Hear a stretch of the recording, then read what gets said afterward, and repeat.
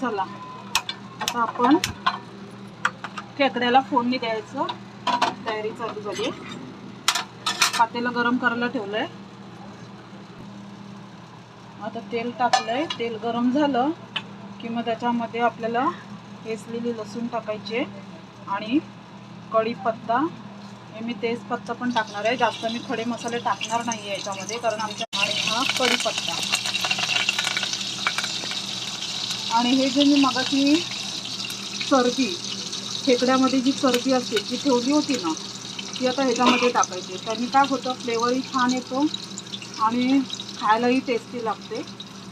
तर आता हे लसूण शिजली की मग हे टाकणार त्याच्यामध्ये.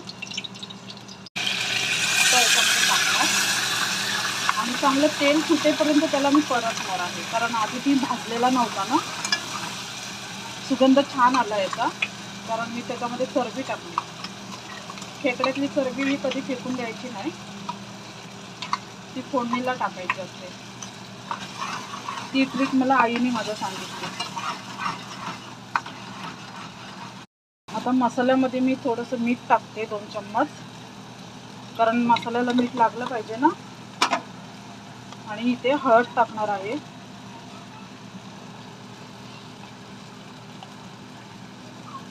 दीड चम्मच एवढी हळद टाकते. आता बघा कशी तरी आली आहे मसाल्याला, अशी तरी आली पाहिजे.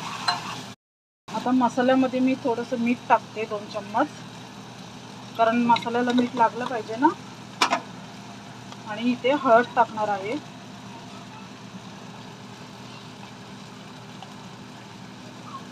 दीड चम्मच एवढी हळद टाकते. आता बघा कशी तरी आली आहे मसाल्याला, अशी तरी आली पाहिजे. आता बघूया आपण. बघा छान उकळी आली आहे, तेलही सुटलंय त्याला, तेल छान सुटलं. आता आपण याच्यामध्ये हे खेकडे टाकायचे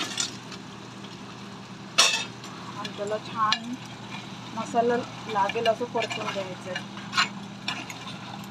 सुंदर असा कलर आलाय.